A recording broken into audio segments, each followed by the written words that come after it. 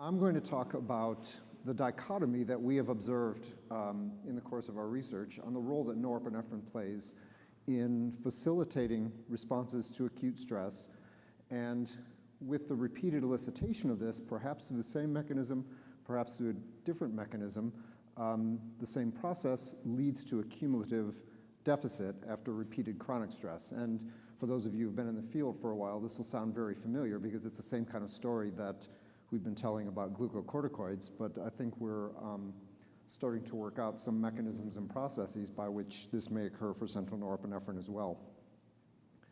So we have focused our research for the last 6 or 7 years on the medial prefrontal cortex for a couple of reasons. First, in stress-related psychiatric disorders, this is one of the most commonly implicated regions, and it's not just implicated in one psychiatric disorder, but it really cuts across diagnostic entities, and we see in many sort of psychiatric illnesses where stress is an antecedent or a risk factor that the prefrontal cortex, and in particular that ventral medial region of the prefrontal cortex, is deficient. So that means that something is going on in this part of the brain in illnesses where the responses that we'll talk about have been compromised.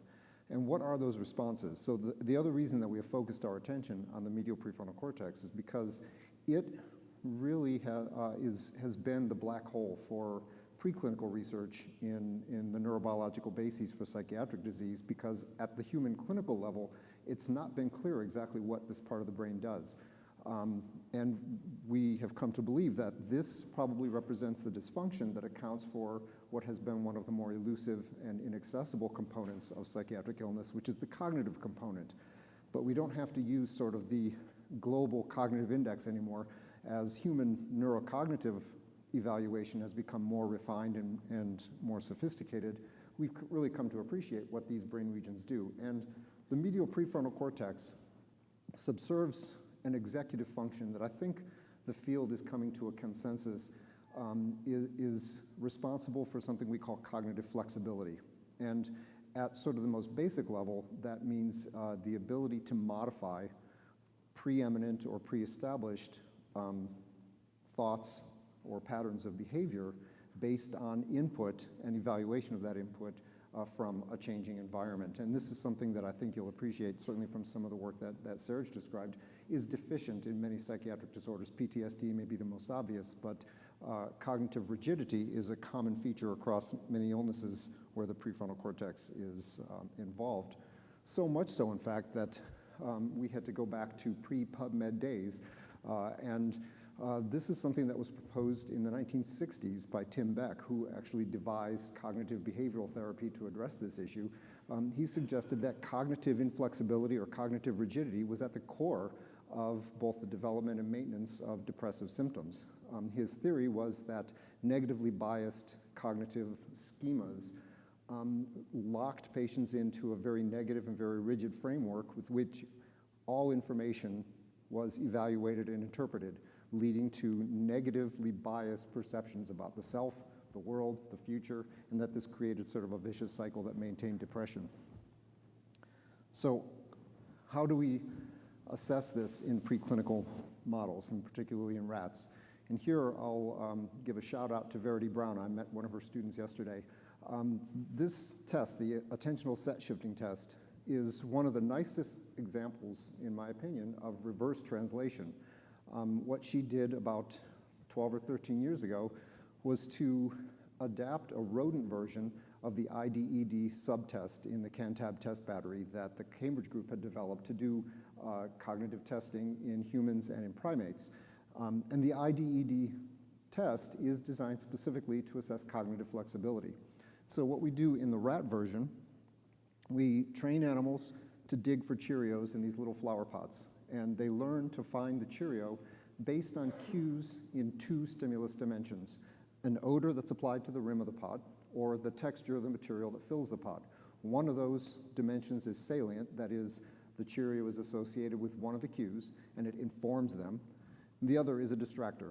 And so we teach them to find the Cheerio. When they learn to find the Cheerio, and they tell us that by getting it right 6 times in a row, then we change the rules, and they have to adapt. They have to learn now how to find the Cheerio by a new set of rules. And how we change the rules taps into various types of cognitive flexibility. So for instance, odor may be the salient stimulus, and I can't see my, oh, it's here in front of me. If the animal has to go to the pot that smells like clove and not the pot that smells like nutmeg, they tell us they get it right. If we then switch that so that what was previously positive is now negative, what was previously negative is now positive, it's called a stimulus reversal. And that form of cognitive flexibility requires the integrity and function of the orbital frontal cortex. So we'll take them through several series of tasks where the same stimulus dimension is salient, and then in the task down here at the bottom, the extra dimensional set shifting task, we switch to the other dimensions. So if they were paying attention to odor previously, now they have to pay attention to the texture. This is called a cognitive set shift because they had formed a cognitive set in the previous tasks, which sort of gave them a rule about the rules, and now we ask them to switch that. That depends on the function of the medial prefrontal cortex, specifically the ventral subregion. So the dependent measure on the test is the number of trials it takes them to reach criterion on each task. We generate data that looks like this, and the higher the number, the more difficult the task. And very early on in this course of research, we first asked what was the function of norepinephrine in modulating performance on this task, and we found that if we pharmacologically elevated noradrenergic signaling in the prefrontal cortex, well, everywhere, by giving an alpha-2 autoreceptor antagonist, atipamezole, that we facilitated performance, that is, we reduced the number of trials required to reach criterion on the tasks that required cognitive flexibility, on the reversals and the set shifting task. And we then looked at the mechanism in the prefrontal cortex. Now I'm just showing you the set shifting task in this graph. And by giving local microinjections of adrenergic antagonists directly into the prefrontal cortex, we showed that this facilitation by atipamezole was blocked specifically by giving an alpha-1 receptor antagonist. So we gave an autoreceptor antagonist to elevate norepinephrine. We prevented the facilitation by blocking adrenergic alpha-1 receptors, specifically in the MPFC. By contrast, if we expose animals to a chronic unpredictable stress paradigm over 2 weeks, we produce a deficit in performance, increasing trials to criterion, again, on the reversal tasks and the set shifting task. So we now produce a deficit of cognitive flexibility, and this was reversed by chronic treatment with a norepinephrine reuptake blocker, dizipramine, which is also an antidepressant. So at this point, we're satisfied that we have a model that gives us a readout of medial prefrontal cortical function. It's sensitive to noradrenergic modulation, sensitive to chronic stress treatment, and sensitive to antidepressant treatment. And the data that we had collected so far to this point was very consistent with the so-called monoamine theory of depression, which suggests that chronic stress either depletes or somehow compromises the modulatory function of norepinephrine and or serotonin, the monoamines, and that the removal of this facilitatory influence contributed then to the pathology of depression. So our next task was to set out to test that, and contrary to expectation, we actually showed that the function of the noradrenergic system was not at all compromised following chronic stress. So here, at a time when the animals had shown a cognitive deficit, we saw that the acutely elicited increase in norepinephrine measured by microdialysis in response to a single acute stressor was unchanged, whether the animal was naive or had been exposed to 2 weeks of prior chronic unpredictable stress. Likewise, if we pharmacologically elevated norepinephrine with atipamezole treatment, we got exactly the same facilitation of cognitive set shifting and reversal learning that we had seen previously, and the beneficial effect of reuptake blockade was equally sensitive to blockade by alpha-1 receptor, by administering alpha-1 receptor antagonists. So everything about noradrenergic facilitation and norepinephrine function seems to be intact. So this led us to then suggest an alternative hypothesis. Rather than the cognitive deficit following chronic stress being attributable to a loss of noradrenergic facilitation, we thought perhaps it was due to too much noradrenergic facilitation over the course of the 2-week stress treatment. And this again is reminiscent of the glucocorticoid hypotheses. So we then tested that by blocking noradrenergic signaling, not during testing, but during the application of the chronic stress. And we started with systemic treatment, and we actually protected both the reversal learning deficit and the set shifting deficit. But to get anatomically specific, we then did a series of local microinjections directly into the medial prefrontal cortex every day during the chronic stress procedure, immediately preceding the application of stress, then tested the animals after stress treatment was completed, drug-free. And we saw that with vehicle microinjections, we replicated the deficit in cognitive set shifting after chronic stress, but that the repeated blockade of adrenergic signaling during stress actually protected against that deficit. In this experiment, we didn't protect against the deficit in reversal learning, because again, that is more dependent on the orbital frontal cortex. This was direct drug administration into the medial prefrontal cortex, so it's not a non-selective sort of stress attenuation response. So this then led us to ask, what was being compromised in the prefrontal cortex? If it's not noradrenergic modulation, what is it about prefrontal cortical function that is being compromised? And so we looked to the glutamate signaling or glutamate system, and we saw after chronic stress that the acutely elicited increase in glutamate, measured by microdialysis again, was robustly attenuated. Now, my transporter research colleagues tell me this isn't release, this is extracellular levels because there's reuptake, there's metabolism, there's all sorts of things. So we're not willing to say that there was no glutamate release here, just that it was insufficient to be detected by microdialysis, which is dependent on spillover. So I think we're saying that there was a pretty robust attenuation of glutamate release in response to a physiological stimulus. We then looked at the postsynaptic response and drove the activity of a major ascending glutamatergic afferent to the medial prefrontal cortex by injecting the GABA antagonist by Q-Dulin into the medial dorsal valgus. And you can see the control response here. This is an unstressed control animal receiving a single injection of bicuculin into the MDT. Elicits a nice induction of FOS. This is measured 30 minutes after the induction, or after the injection, in both the medial prefrontal cortex and the orbital frontal cortex. In animals exposed to chronic unpredictable stress, that response is greatly attenuated by about 50%. And in this experiment, we then went back to systemic injections, and we were able to protect that afferent-elicited prefrontal response by giving norepinephrine antagonist during chronic stress. So here's the attenuated response in vehicle-treated animals, and we can see we protected the activity of the prefrontal cortex by blocking norepinephrine. So this then leads us to ask a question of mechanism. How is it that repeated activation of noradrenergic signaling during chronic stress might be compromising the function of the medial prefrontal cortex? It's all the more important to get to this because there's a paradox in the field that not many of us address, and that is that the drugs that are most effective in treating these illnesses also increase norepinephrine. So one might ask, how do you reconcile? I think it has to do with timing and convergence, because during the application of an acute stress over the course of 14 days, you also elicit signaling in a lot of other systems. And of course, you elevate, we showed, you elevate glutamate signaling in the prefrontal cortex, and at excessive levels, of course, glutamate signaling can be neurotoxic. So that is one potential candidate. Another, as we've mentioned, are glucocorticoids, which have been shown to be to induce oxidative stress in sensitive target tissues such as the hippocampus. But the one that really caught our attention was the possibility of an interaction with neuroinflammatory signaling molecules, inflammatory cytokines. This, of course, has assumed some degree of prominence in the clinical field.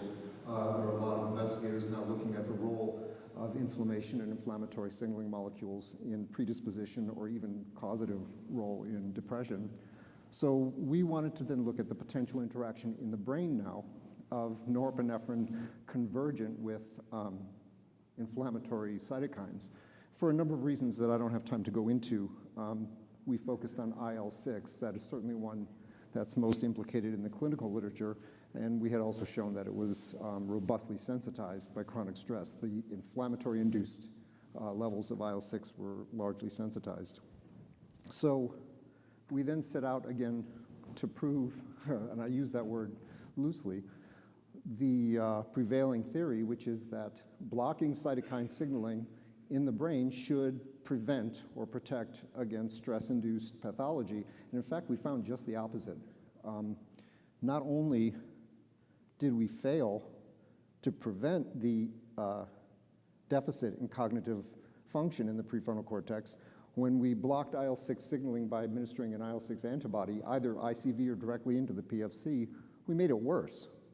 And not just did we make it worse in stressed animals, but in unstressed control animals, when we gave the IL-6 antibody, we induced a deficit.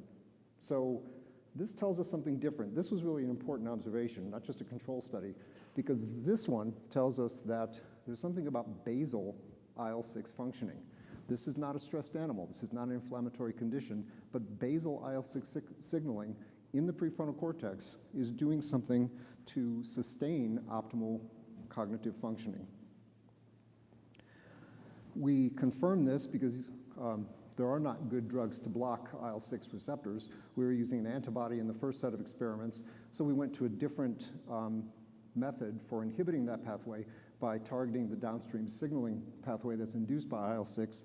IL-6 signals through the JAK-STAT signaling pathway, so we used a JAK2 inhibitor, JSI-124, and we administered that directly into the prefrontal cortex, and again showed that in unstressed control animals, blockade of JAK-STAT signaling also induced a deficit. This now, I should mention, this is now measuring reversal learning in the orbital frontal cortex, and we had switched to that for a number of reasons.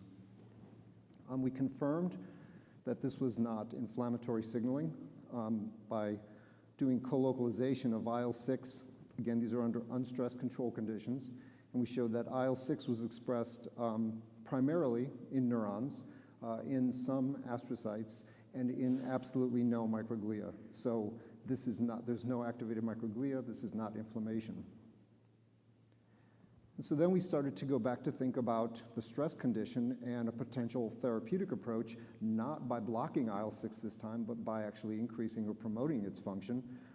We did so by delivering, using an AAV2 vector that preferentially infects neurons. We did local microinjections carrying a construct to overexpress human IL-6. And you can see in the lower right here, the extent of the infection. This is expressing a GFP tag that was part of the construct. And again, we saw very preferential infection of neurons, no expression in astrocytes or microglia. And when we did that, I'll also point out, we measured endogenous rat IL-6 and it had no effect on the endogenous levels. The endogenous levels of rat IL-6 are about 2 to 3 picogram per 100 microgram of protein. And the human IL-6, which is the product of the overexpression construct, was only about 2 or 3 times higher than that. So we're up around 7 to 8 picograms per 100 micrograms. That is not inflammatory. Inflammatory signaling is 100 to 200-fold elevated. This is low-level overexpression, sufficient to increase STAT3 phosphorylation, which again is a signaling molecule. And when we overexpressed IL-6 and then exposed animals to the chronic stress, we again protected against the deficit in reversal learning. So this low-level increase in IL-6 signaling was sufficient to protect against this chronic stress-induced deficit. I'll point out also, we got a reversal of the deficit by giving IL-6 acutely, directly into the orbital frontal cortex immediately before testing. When we did the overexpression, this is now STAT3 phosphorylation. The signaling, again, was primarily in neurons, some astrocytes, very few microglia. So this really is endogenous neuronal signaling. And that now, so, I'm taking you on kind of a long diversion. For us, it was a 3 or 4 year diversion. But to get back to the original purpose, this now gives us a substrate for potential interaction of noradrenergic signaling with another modulatory pathway that regulates cognitive function in the prefrontal cortex. So to get a more accessible handle on potential modes of interaction, we went to an in vitro cell system. So we used the A1A1 neuronal cell line, which is an embryonically derived cortical neuronal cell line. We first established that they have all the bits and pieces necessary for both adrenergic signaling and IL-6 signaling. They have alpha-1 receptors. They induce IP accumulation when you give phenylephrine, an alpha-1 agonist. They also respond to IL-6 with increased BSTAT3. And we showed a nice dose-response curve to the administration of IL-6, with the dependent measure being the accumulation of phosphorylated STAT3. When we pre-incubated with phenylephrine, an agonist for the alpha-1 receptor, we got a pretty robust attenuation of the IL-6 response. So this is an acute study. This is cells in culture. We have not yet studied long-term pre-exposure. We have not yet done primary cultures in animals that have been exposed to chronic stress, which is much more complicated than this. But we now have a potential interaction that could explain the duality of noradrenergic influence. So we have one mechanism. If we look at elevated glutamate signaling and enhancement of synaptic transmission, that's one mechanism by which norepinephrine could facilitate acutely and continue to do that after chronic stress. By interacting with another modulator, it could be attenuating function. So to summarize, we've shown exactly what I just said, that acute norepinephrine release in the prefrontal cortex facilitates. This response is maintained with chronic stress, but that the cumulative effect of repeated facilitation leads to a long-term deficit. And we're starting to identify some novel interactions with other modulatory systems that could point to, hopefully, new therapeutic interventions or targets for intervention, which could be either standalone or adjunct treatment approaches. And then I'll close by acknowledging the work of the funding sources that we got and the work of the people in the lab. I can't see very well from here, but that work that I showed was primarily done by Julianne Jett, who presented portions of that research in a poster last night. Jennifer Donegan did the IL-6 work. She's now a postdoc in Dan Lodge's lab, and Milena Girardi is doing the in vitro work. Thank you.